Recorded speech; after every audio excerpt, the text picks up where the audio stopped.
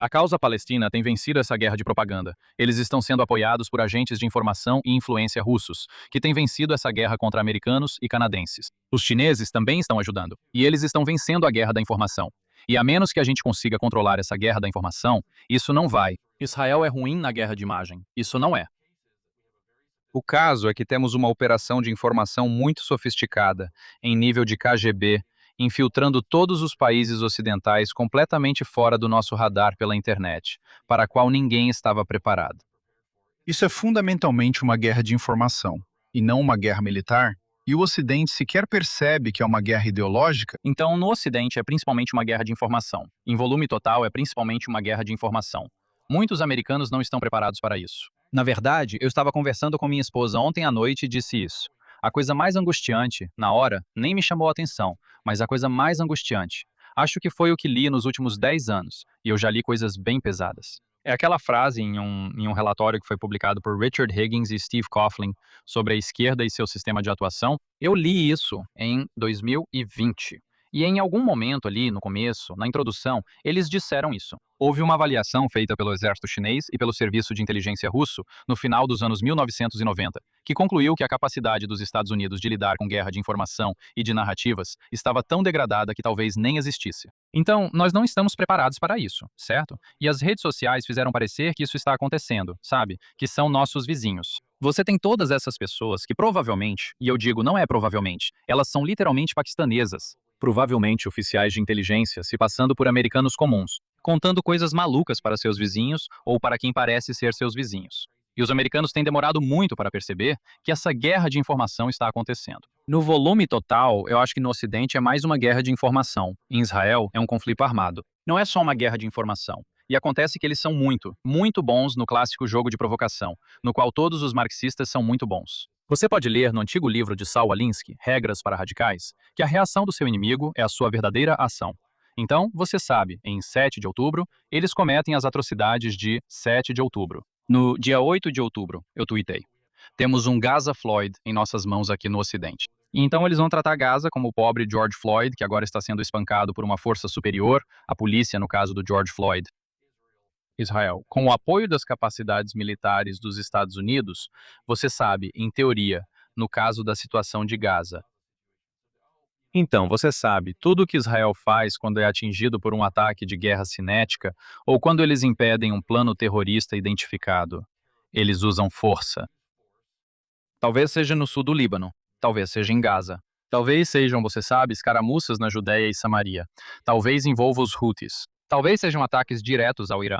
Tudo o que Israel faz, e agora também, por extensão, tudo o que os Estados Unidos fazem com força militar, é transformado em uma história de coitadinho, como se eles não tivessem provocado isso em primeiro lugar. Como se, como eu gosto de dizer, eles não tivessem merecido. E essa é a essência dessa guerra de informação, e eles acabam sendo surpreendentemente bons nisso. Quero dizer, eu não sei como as pessoas ainda caem nessa altura do campeonato, sabe? E quanto a todas as crianças mortas? Você quer dizer, tipo, aquelas que eles amarraram no peito enquanto avançavam com a AKs?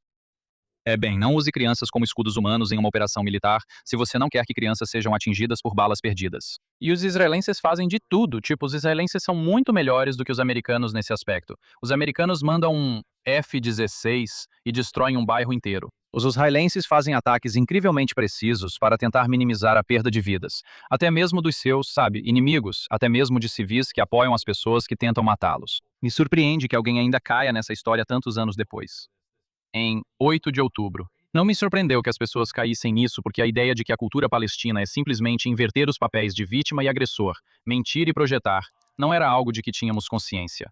Mas já estamos há 3 anos vivendo essa mentira. Na verdade, já faz mais de 20 anos que vivemos essa mentira. Mas há 3 anos, ela se tornou uma mentira diária que enfrentamos. E me choca que as pessoas ainda não enxerguem isso. Mas o fato é que nossa capacidade de lidar com a guerra de informação está tão degradada que talvez nem exista mais, como li em uma frase assustadora. E, na verdade, estamos assustadoramente lentos para perceber isso. Então, as guerras são principalmente cinéticas na região, mas a maior parte da guerra, em um sentido mais amplo, é uma guerra de informação. E acho que isso é verdade desde a Guerra do Vietnã. Eles perceberam que podiam desmoralizar a população em casa com fotografias, com propaganda, de uma forma que nunca tinham conseguido antes. A televisão e o rádio deram a eles instrumentos para fazer isso. Antigamente era preciso sobrevoar de avião e jogar panfletos para tentar convencer as pessoas, ou então enviar infiltrados que pregavam boletins em murais ou algo assim. E agora não é mais assim.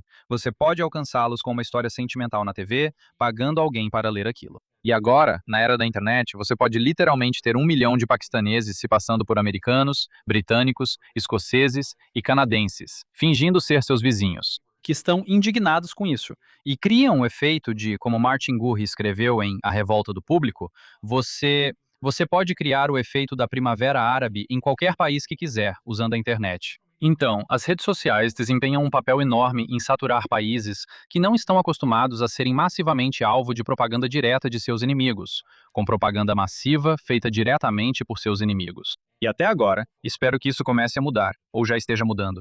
Mas até agora, a causa palestina tem vencido essa guerra de propaganda. Eles contam com o apoio de agentes russos de informação e influência, que têm vencido essa guerra contra americanos, contra canadenses. Os chineses também estão ajudando, e eles estão vencendo a guerra da informação. E a menos que a gente consiga controlar a guerra da informação, isso não vai. Israel é ruim na guerra de relações públicas. Isso não é. O caso é que temos uma operação de informação muito sofisticada, nível KGB, infiltrando todos os países ocidentais completamente sobre nosso radar pela internet, para a qual ninguém estava preparado. E isso inclui, como estamos nos tornando muito mais conscientes agora, bloqueio, sabe, sejam eles comprados, capturados ou simplesmente ruins, eu não sei, atores como Tucker Carlson, Candace Owens e toda aquela grande equipe que cada vez mais parece uma rede coordenada que foi ativada para fazer isso. Não só após o dia 7 de outubro, mas também no período que antecedeu o 7 de outubro, com a qual todos nós agora temos que lidar. Quero dizer, tenho certeza de que é só uma grande coincidência que Ian Carroll, que tem promovido a linha anti-Israel, provavelmente com mais força, estranhamente, em espaços de direita, já que ele nem é uma figura da direita. Por acaso, publicou aleatoriamente um livro sobre a causa palestina e o problema de Israel em 6 de outubro de 2023. Tenho certeza de que é uma coincidência milagrosa ele ter lançado esse material justamente um dia antes do ataque. Então, eu acho que existe uma rede muito ampla de pessoas que provavelmente estão trabalhando diretamente com os inimigos de dentro e que também estão tornando essa guerra de informação ainda mais difícil de ser detectada pelas nossas sociedades ocidentais de alta confiança. Israel tem essa vantagem de viver entre terroristas, e todo dia é meio que uma história de sobrevivência na fronteira. E isso acontece não só desde a refundação em 1948, mas desde o início do movimento sionista, além da história dos judeus. Então, eles têm essa vantagem de saber que não devem agir como se pudesse confiar em pessoas pouco confiáveis, certo? E os americanos, canadenses e ocidentais em geral, basicamente têm sido ingênuos e descuidados em relação à informação, à guerra e à propaganda há décadas. Porque tivemos esse luxo e vivemos em uma sociedade de alta confiança. E isso está sendo explorado da mesma forma que a Conceptia foi explorada em Israel antes de 7 de outubro. E essa já não é uma visão muito popular. Você não encontra muitos mesmo, sabe, kibbutzniks por aí, hippies por aí defendendo Gaza hoje em dia, porque eles ficaram mais espertos. Bem, os Estados Unidos, o Reino Unido, a França, a Alemanha, o Canadá e a Austrália também precisam ficar mais espertos da mesma forma. Todos nós estamos sendo manipulados por essa guerra de informação que está sendo travada por todos os inimigos dos nossos países ocidentais ou democracias ao mesmo tempo.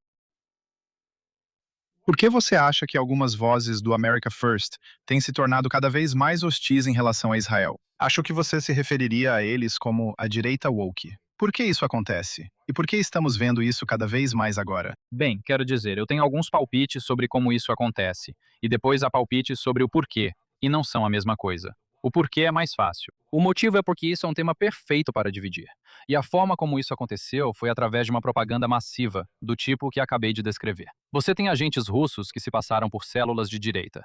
Você tem, francamente, traidores que podem ser democratas, que podem ser agentes de governos estrangeiros, ou que podem ser apenas agitadores. Por suas próprias causas, causas independentes, que foram infiltrados dentro do amplo movimento MAGA desde o início, que estão promovendo esse tipo de visão e têm promovido esse tipo de visão. Novamente, você tem toda a propaganda iraniana e depois toda a propaganda palestina, sabe, uma máquina apoiada pela Rússia e pela China. Você tem os chineses, que entendem os benefícios disso. Pelo que eu entendi, os paquistaneses estão muito envolvidos nisso. E a Coreia do Norte, acredite se quiser, de alguma forma é até um pouco sofisticada nisso. Eu entendo que poucas dessas entidades estão trabalhando juntas no sentido de uma aliança, da forma como os Estados Unidos e Israel trabalham juntos em uma aliança, ou como os Estados Unidos e a Grã-Bretanha já trabalharam juntos em uma aliança. Mas são mais, sabe, alianças de oportunidade ou frenemies, se preferir usar esse termo.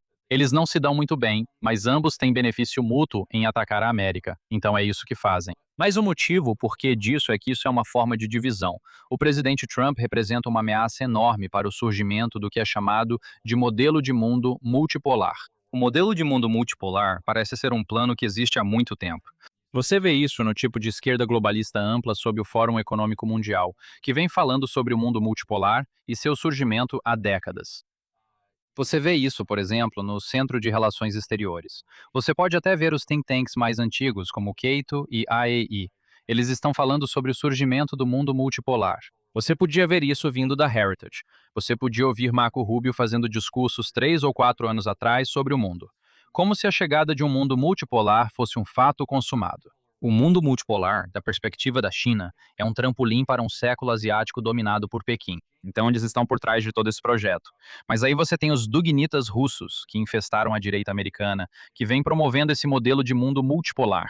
E o problema é que os Estados Unidos são fortes demais, especialmente a hegemonia empresarial americana e a hegemonia militar americana são ambas fortes demais para que um mundo multipolar realmente decole. E pessoas que entendem de verdade as agendas do America First, como o presidente Trump, são um grande obstáculo para o surgimento de um mundo multipolar. O presidente Trump não quer um mundo multipolar. Ele quer um mundo dominado pelos Estados Unidos. Ele acha que os americanos não são os administradores perfeitos do poder, mas são os melhores administradores de poder que já existiram na história, e que eles devem continuar sendo os administradores globais do poder.